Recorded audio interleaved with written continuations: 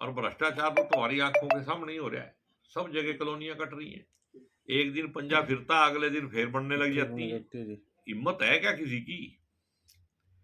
बिना मिली भगत के इसमें सरकार की जो पार्टी है, जैसे बीजेपी की सरकार है, उन्हीं के लोग इसमें शामिल है। नहीं, मैं तो प्रेस कॉन्फ्रेंस इसलिए बुलाई है कि करनाल का मीडिया इतना सुस्त हो रहा है। पसंद का नहीं कह रहा मैं कि करनाल में एक बहुत बड़ा मगरमच्छ पकड़ा गया, करोड़ों रुपये कहते हैं पकड़े गए, कई कई प्लाट हैं, और पता नहीं क्या क्या घपले करके। उसके साथ कौन कौन अफसर मिले हुए थे, किन की छत्र छाया में वो काम कर रहा था। लेकिन हम अकेले विपक्ष का एमएलए हूं मैं, एक भी मीडिया वाले ने मेरे से नहीं पूछा भी कारण क्या है, जबकि मैं पिछले 2 सालों से कह रहा हूं कि सारा भ्रष्टाचार जो डीसी यहां से बदल के प्रमोशन लेके गुड़गांव चला गया, उसके नेतृत्व में हो रहा था। अकेला डीटीपी इतने पैसे खा सकता है क्या? सवाल है मेरा सरकार से और प्रशासन से। पहले एससी पकड़ा गया रंगे हाथों, नगर निगम उसका भी इंचार्ज डीसी था। तो डीसी है। तो ये सारे काम जो लोग करते हैं, अगर सरकार उनको प्रमोशन देगी, उनको शेल्टर देगी, तो ये भ्रष्टाचार तो बढ़ेगा ही। और भ्रष्टाचार तो तुम्हारी आंखों के सामने ही हो रहा है। सब जगह कॉलोनियां कट रही हैं। एक दिन पंजा फिरता, अगले दिन फिर बनने लग जाती है। हिम्मत है क्या किसी की? बिना मिली भगत के इसमें सरकार की जो पार्टी है, जैसे बीजेपी की सरकार है, उन्हीं के लोग इसमें शामिल हैं। तो इसकी जांच जो है किसी इंडिपेंडेंट एजेंसी से कराई जानी चाहिए। नहीं तो ये पहले जितने भी घपले हुए, चाहे शराब घोटाला हुआ, चाहे रजिस्ट्री घोटाला हुआ, दुनिया भर के घोटाले हो लिए, किसी का पेपर घोटाला हो गया, पेपर लीक, एचपीएससी का घोटाला हो गया, सबकी जांच धीरे धीरे विजिलेंस के पास चली जाएगी। विजिलेंस का मतलब है खूह में डाल दी, बाहर निकलेगी नहीं कभी। तो इसलिए मेरी ये मांग है कि इसकी जांच किसी इंडिपेंडेंट एजेंसी से कराई जाए, और ये भी पता किया जाए कि पार्टी के कितने लोग शामिल हैं और प्रशासन के बड़े बड़े लोग कितने इसमें शामिल हैं। अकेले आदमी डीटीपी की हिम्मत नहीं है कि इतने बड़े लेवल पे घपला कर सके। और इस सामान लो ऊपर नहीं गया होगा तो इसी वजह से पकड़वा दिया वजह। मैं कह रहा हूं कड़ी ना कड़ी गड़बड़ तो ही होगी लेन देन में। इसके पीछे लेकिन हो सकता है ऐसा भी होया हो, जो अफसर बदल के चले गए वो भी हिस्सा मांगते हो। सर इसके यहाँ पीछे बहुत सारे लोग हैं जो सत्ता से बाहर हो गए, वो भी हिस्सा मांग रहे हैं। तो विधायक जी, आप क्या मानते हो, जो पुराने डीसी थे करनाल के, उनकी साहब पे ये सब कुछ हो रहा है? देखो, मेरे को शंका है जी, मैं अपनी शंका जाहिर कर रहा हूं। अगर सरकार को ये लगता है भी ये मतलब गलत है, तो जांच कराएगी तभी तो सामने आएगी। पिछले दिनों कई बीजेपी नेताओं के शोरूम भी इस डीटीपी ने तोड़े थे जी, उन्होंने भी आरोप लगाया था कि पैसे मांगता है। नहीं दिए, उन्होंने कहा है। हाँ, उन्होंने खुला सीएम को भी शिकायत दी थी कि ये पैसे मांगता है, तब भी कोई कार्रवाई नहीं हो पाई थी जी। एक पार्षद है बलविंदर सिंह, हाँ जी, उसने गरीब लोगों के जो घर तोड़े उसको लेके हल्ला किया, तो उसको रात को जेल में डाल दिया। डीसी के आदेश पे पुलिस रात को 10 बजे घर से ऐसे उठा के ले आई जनो कोई आतंकवादी पकड़ा गया हो, जबकि वो पब्लिक का आदमी था और पब्लिक का नुमाइंदा होने के वजह से वहां मौके पे था। तो उसको तो पकड़ लिया, वो भी उसी डीसी के आदेश थे। इसके पीछे जी अनिल विज भी और मुख्यमंत्री जी ने कोई वो स्टेटमेंट दी थी इस बात को लेकर अभी तक? नहीं, वो क्यों देंगे विधायक जी? क्या जब किसी बात की जांच ही नहीं करानी। क्या आपको लगता है, जैसे सीएम सिटी में इतना बड़ा ये घूसखोर का मामला था, जो पैसे लेने देने का मामला था कॉलोनियों के हाउस में, कि पूरे हरियाणा में और दूसरे जिलों में भी कहीं ना कहीं ऐसा हो सकता है? देखो, मैंने तो पीछे विधानसभा में भी ये बात कही थी कि सबसे ज्यादा घपले करनाल में हो रहे, सबसे ज्यादा करप्शन करनाल में है। लेकिन मेरे को बाद में कई लोग कह रहे थे, बोले तू गुड़गांव कभी गया नहीं ना, इसलिए तेरे को करनाल ही दिखता बड़ा। लेकिन मेरे को तो ये है भी जो मेरे को प्रत्यक्ष दिखाई दे रहा है, करनाल में इतनी करप्शन है, कड़े की सीएम सिटी है, ऐसी करप्शन तो पहले नहीं थी। और मतलब एक तरफा काम हो रहा है। दुनिया भर के स्मार्ट सिटी के नाम के आप मेरे को पैसे दिखाओ कहां लगे हैं। 200-250 करोड़ आए थे, वो कहां है पैसा? सब के सब भ्रष्टाचार में लिप्त हैं। और इसमें मैं तो ओपनली कह रहा हूं, अगर सरकार चाहे तो विधानसभा चल रही है, विधानसभा की एक सारी ज्वाइंट कमेटी बनाए, हम्म, तो वो इसकी जांच करे। आप दूध का दूध पानी का पानी हो जाए, नहीं तो हाई कोर्ट के जज से कराए। ये इतना छोटा काम नहीं है, एक डीटीपी की औकात नहीं है कि इतने प्लाट खरीद ले रहे, इतने मतलब उस पता नहीं वो बेनामी किसके किसके नाम होंगे और कौन कौन हिस्सेदार होगा उसमें। और एक सरकार मार्केटिंग बोर्ड की जो सड़कें हैं जिनको जिला परिषद को दे रही है, सौंप रही है, तो इसके बारे में क्या? देखो, ऐसा मेरा मानना है कि सरकार को ये नहीं करना चाहिए। अगर जिला परिषद को कुछ देना है तो प्राइमरी तक के स्कूल दो पहले। हम्म, स्कूल अगर दिए जाएंगे तो एक अच्छा काम हो सकता है उसमें। प्राइमरी स्कूलों में बाहर से टीचर लगाने की जरूरत नहीं पड़ेगी। गांव के ही पढ़े लिखे जो बच्चे हैं, प्राइमरी तक कोई ज्यादा काम नहीं होता। वो गांव के जो बच्चे हैं, खास करके जो लड़कियां हैं, उनको अगर आप प्रेफरेंस दो तो गांव का गांव में ही काम चल जाएगा। अगर कुछ लड़कियां शादी होके बाद में चली जाएंगी तो कुछ लड़कियां शादी होके आती भी हैं गांव में, हम्म, तो 5वीं तक तो सिर्फ लड़कियों के लिए कर दो। भाई लड़कियां ही पढ़ाएंगी, क्योंकि लड़कों से ज्यादा बढ़िया काम करेंगे। लड़के तो तनख्वाह लेकर फिर कई जगह घूमने चले जाएंगे, हाजिरी मुफ्त में लगा है। नहीं जी, जिला परिषद को देना ही गलत है प्राइमरी स्कूलों को भी, क्योंकि सरकार की जिम्मेवारी होनी चाहिए कि वो प्राइमरी स्कूलों को अपना नहीं, खुद जिला चलाए। परिषद ये तो भी प्राइवेटाइजेशन हो जगह पे ना, सरकार की जो है प्राइवेटाइजेशन नहीं है। जिला परिषद भी सरकार की स्थायी संस्था रखे है। उसको, टीचरों को। और जिला परिषद हर हिंदुस्तान में, मैंने ऐसा मेरा अपने एक्सपीरियंस से कह रहा हूँ, गुजरात में और महाराष्ट्र में जिला परिषद स्कूल चलाती है और वहां पे बड़े बढ़िया सिस्टम से ये काम चल रहा है। और इसका जो आज के दिन शिक्षा का स्तर है और जिस तरह टीचरों की कमी है, और स्कूल में 8वीं तक के स्कूलों में एक एक टीचर है, तो मेरा कहने का मतलब समस्या का समाधान ढूंढा जा रहा है। नहीं, जिला यहाँ परिषद तो को इन्होंने संस्कृति स्कूल बना दिए, उसमें ना स्पोर्ट्स ग्राउंड है, ना कमरे हैं, ना इंग्लिश पढ़ाने के टीचर हैं, सीबीएसई से ज्वाइन कर दिए। तो कागजी कार्रवाई रंग रूंग करके फोटो खिंचवाने से शिक्षा का स्तर नहीं सुधरेगा। शिक्षा का स्तर तो सरकार जिला परिषद को पैसे नहीं देगी, जिला परिषद कैसे स्कूल चलाएंगे? नहीं, अगर सरकार स्कूल देगी तो फंड का भी इंतजाम सरकार को ही करना पड़ेगा। वो तो सारी चीजें पैरेलल चलेंगी, लेकिन मार्केटिंग बोर्ड को ये खत्म करने के लिए ये साजिश है। भाई ये जो कानून वापस हुए हैं ना, उसका बदला किसानों से लिया जा रहा है और ये मार्केटिंग बोर्ड को खत्म करने का पहला स्टेप है। ये उसी को लेके मैं कह रहा हूं।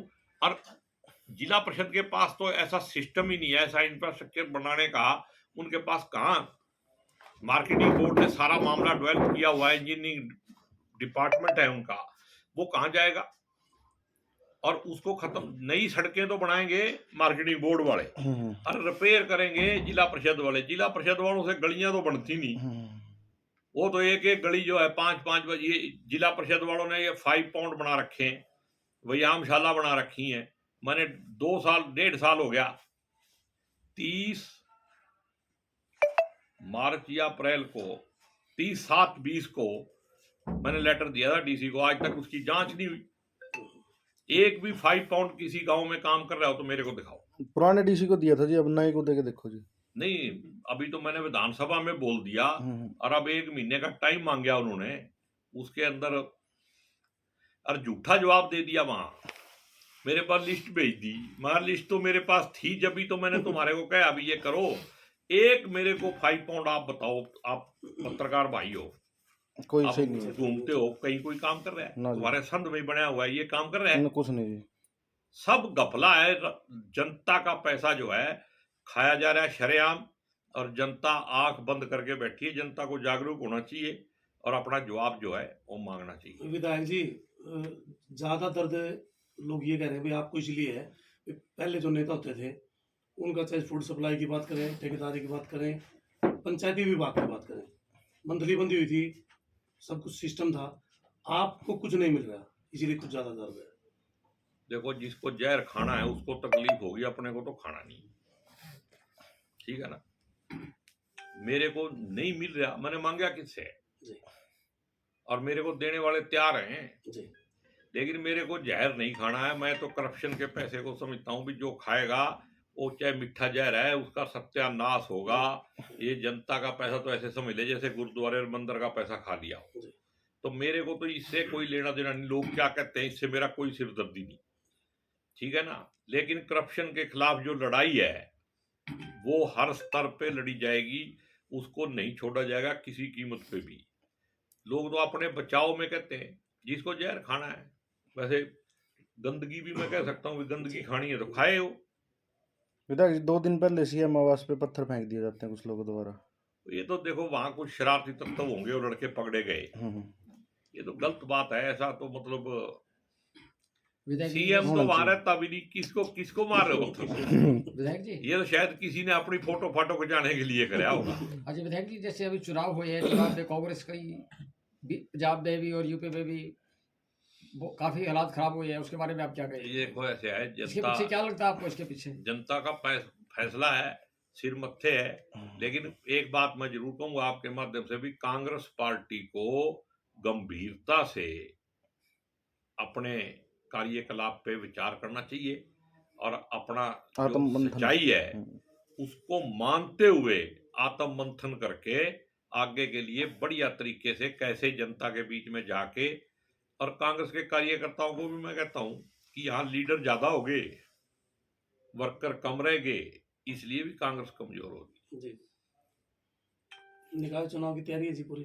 पूरी तैयारी है, लेकिन अभी निकाय चुनाव होने के चांस नहीं है, कोर्ट में मामला चला गया, जी। इसलिए जब होंगे तो पूरी ताकत के साथ एक लड़ेंगे। असंध सब्जी मंडी शिफ्टिंग का मामला है सर, आपने विधानसभा में भी आवाज उठाई है, तो उसकी कहाँ तक प्रोसेस है? वो ऐसे है कि उसके बाद मैं गया था वहां सीए के ऑफिस में, जी। तो सीए तो था नहीं, तो चीफ इंजीनियर मेरे को मिला था और उसने यहाँ जोनल ऑफिस में कह भी दिया भी फाइल भेजो, हम इसको करेंगे और जो ये बूथ है हमारे वो भी बिक जाएंगे जी जी और हमारे को पैसा भी आएगा और वहां पे सुधार भी हो जाएगा, उससे बढ़िया कम्प्लेक्स बनेगा। एसडीएम साहब से भी मेरी बात होगी और आदेश तो आ ही गए भी मंडी शिफ्ट करनी है, वो तो जी, जी। होगी, धीरे धीरे सब कुछ होगा, ये जिला भी बनेगा सर।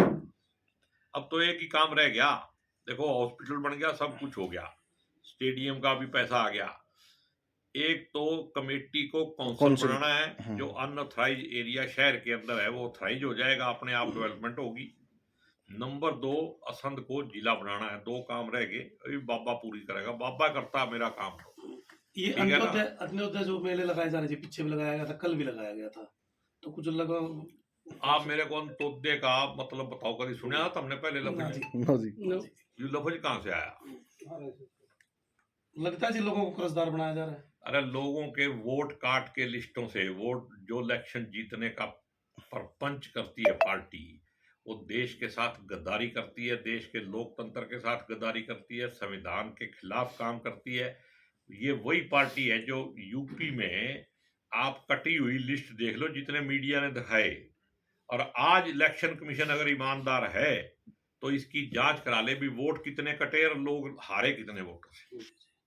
अगर ईमानदारी है कहीं, और अगर इलेक्शन कमीशन है, अगर वो बीजेपी का इलेक्शन कमीशन एजेंट नहीं है आज के दिन, तो उसको जांच करानी चाहिए इस बात की। इलेक्शन तो हो गया, 5 साल बाद फिर होना है, तो आज जांच कराए ताकि आगे तो वोट ना कटे। ऐसे भी लोग एक एक बूथ पे 100-100, 200-200 वोट कटे हुए, एक एक गांव में 400-400 वोट कटे हुए, तो कैसे जीतेगा कोई? और 2000 से नीचे 50 से ज्यादा कैंडिडेट है। हाँ। कैंडिडेट आ रहे हुए, उससे ज्यादा तो हल्के में वोट कट रहे। तो वोट तो उनके नहीं कटे जो जीतते हैं, वोट तो उनके कटे जो आ रहे हैं। तो अगर देश के अंदर संविधान है, इलेक्शन कमीशन है, और कहीं भी ईमानदारी है, राष्ट्रवाद का झूठा उद्घोष करने वाले लोग अगर ईमानदार हैं तो उनको जांच करनी चाहिए, जुडिशियल जांच होनी चाहिए सुप्रीम कोर्ट के जज द्वारा। और सुप्रीम कोर्ट को, राष्ट्रपति को भी इसका संज्ञान लेना चाहिए भाई ये देश जा कहां किस तरफ रहा है, बाद में पछताने से कुछ नहीं होगा। खेल मंत्री पहुंचे थे जी परसों, ये कहते हैं कि भाई वर्कर को ही जो है आगे लेकर के जाएंगे, निकाय चुनाव में बढ़ाएंगे और जब भी विकास होगा शहर का, वैसे नहीं होता।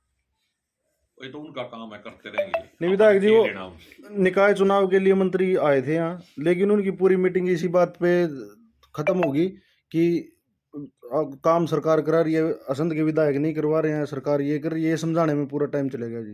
देखो मैं भी जो काम करवा रहा हूँ, सरकार कोई किसी की व्यक्ति की है क्या? सरकार किसी पार्टी की है क्या? सरकार तो हरियाणा की है, लेकिन जब से 7 साल से ये बीजेपी की सरकार आई है, तब से मोदी सरकार और खट्टर सरकार होगी, ना भारत सरकार रही है और ना हाँ। हरियाणा सरकार रही है। मैं भी कह रहा हूं कि हरियाणा की सरकार के माध्यम से ही मैं सारे काम करवा रहा हूं, कोई मेरा ऊपर से थोड़ी गिर रहे हैं कहीं का। जी। और मैं हरियाणा का एक नुमाइंदा हूं, 90 में से एक आदमी हूं, मैं भी मुख्यमंत्री बन सकता हूं। अगर वो मंत्री बन सकता है तो मैं भी मुख्यमंत्री। झूठ बोल के यहाँ लोगों को बरगलाने का, उसको तो ये भी नहीं पता भी अस्पताल बनाया कि नहीं बनाया, उसको ये भी नहीं पता स्टेडियम के पैसे आए, स्टेडियम के पैसे लोकल बॉडी महकमा भेज रहा है, वो कह रहा है यहाँ बयान दे रहा है मैं भेज रहा हूँ। मैंने उसको कहा था यहाँ स्पोर्ट्स कॉलेज बनाने का, नहीं बन सकता, वो बताता ना, मेरे साथ बात करता। ऐसे झूठ बोलने से राजनीति नहीं चलेगी। ईमानदारी से काम करो, कर्म किए जा, फल की इच्छा मत कर, बाबा देगा अपने आप। ठीक है।